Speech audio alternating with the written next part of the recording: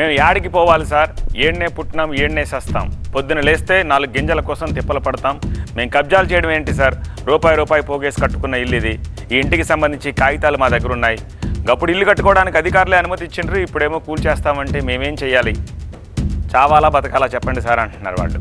ఇది మూసీ రివర్ బెడ్లో ఏ కాలనీ చూసినా ఏ బస్తీని కదిలించినా ప్రతి ఒక్కరి నుంచి వచ్చే మాటలు.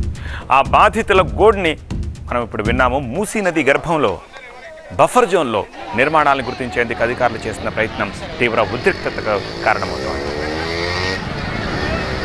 నివాసాల కూల్చివేత కోసం మార్కింగ్ చేయడానికి వెళ్తున్న అధికారులకు అడుగడుగునా తీవ్ర వ్యతిరేకత వస్తోంది. ఏళ్లకేళ్లుగా కష్టపడి సంపాదించుకుని కట్టుకున్న ఇళ్లను వదిలి పొమ్మనడం ఏమిటంటూ పరివాహకంలోని జనం ఆగ్రహం వ్యక్తం చేస్తున్నారు.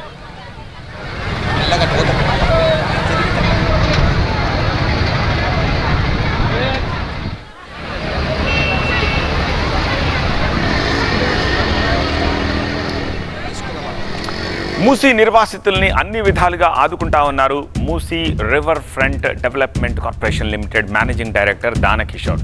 నిర్వాసితుల్ని ఎవరిని బలవంతంగా తరలించట్లేదన్నారు. మూసీలోకి వచ్చే నీటిని శుద్ధి చేసేందుకు ప్రణాళికలు రూపొందిస్తున్నామని తెలిపారు.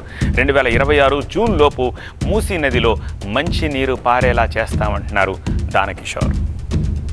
ప్రూఫ్గా ఎలా చేయాలి, ఒక్కసారి విపరీతమైన వర్షం ఊర్లో పడిందంటే అన్ని పనులు ఆగిపోతాయి, ఎవరు పోరు, నగరానికి నష్టం వస్తుంది. మీరు బయట నగరాలు మనం చూసినప్పుడు పెద్ద పెద్ద వర్షాలు తట్టుకుని నగరాలు కట్టుకున్నారు, వాళ్ళు విపరీతంగా డబ్బులు ఖర్చు పెట్టారు. దానివల్ల నగరం బిజినెసెస్ దెబ్బతినట్లేదు. పేద ప్రజలు ముఖ్యంగా హర్ట్ అయ్యేది ఎవరంటే చిన్న చిన్న బిజినెస్ల వాళ్ళ బిజినెస్ కొట్టుకుపోతాయి, వర్షాలు తడిచిపోతాయి, వాటిని కూడా ప్రొటెక్ట్ చేయాల్సిన అవసరం ఉంది. ఇటువంటివి ట్రాఫిక్ సమస్యలు రాకుండా దానికి హైడ్రాన్ తీసుకురావడం జరిగింది. ఇటువంటి మంచి ఆలోచనతో ముందుకెళ్తున్నాం. We also request your full cooperation in this.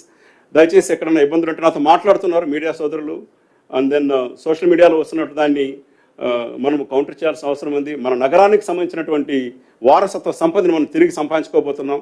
నగరానికి జీవనదిలాగా దాన్ని తయారు చేయాలని అనుకుంటున్నాం. 26 సంవత్సరానికంతా కూడాను ఆ నదిలో మంచి నీళ్ళు పారుతుంటాయి. అక్కడక్కడ చెక్ డ్యాములు కడతాము.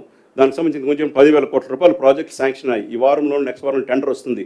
1 మంత్లో ఏజెన్సీస్ వస్తారు, ఒక 2 మంత్స్లో వర్క్ స్టార్ట్ అవుతుంది. ఇది ఉంది కాబట్టే మనం కొంచెం వీళ్ళని తరలించడం జరుగుతూ ఉంది. బట్ ఈ తరలించడంలో ఎక్కడ కూడా బలవంతపు తరలించడం ఉండదని చెప్పేసి మీకు పత్రికాముఖంగా మా ప్రజాప్రతినిధులకి అట్లాగే నగర ప్రజలందరికీ తెలియజేస్తున్నాను. ఇది ఒక్క మూసీకి సంబంధించిందో ఆ ఏరియాకి సంబంధించిందో కాదు, ఇది మన నగరానికి మొత్తానికి సంబంధించింది.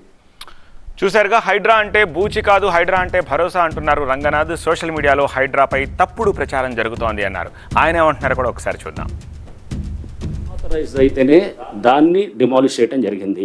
పెద్ద బుచ్చమ్మ అని చెప్పి ఆమె ఆత్మహత్య చేసుకున్నదని చెప్పి చాలా అనిపించింది. ఎందుకంటే అరే ఒక పెద్ద ఆవిడ ఇట్లా ఆమె ఆత్మహత్య చేసుకోవటం అనేది ఇటువంటిది మనం దీనికోసం కాదు, హైడ్రా అనేది ఉద్దేశాల కోసం పెట్టింది కాదు. ప్రభుత్వం ఈ ఉద్దేశంతో ఇది ఈ లక్ష్యాలతోటి ఈ ఇన్స్టిట్యూషన్ ఫ్లోట్ చేసింది కాదు. హైడ్రా అనేది ఒక బూచిగా చూపించడం అనేది కూడా ఇదైంది.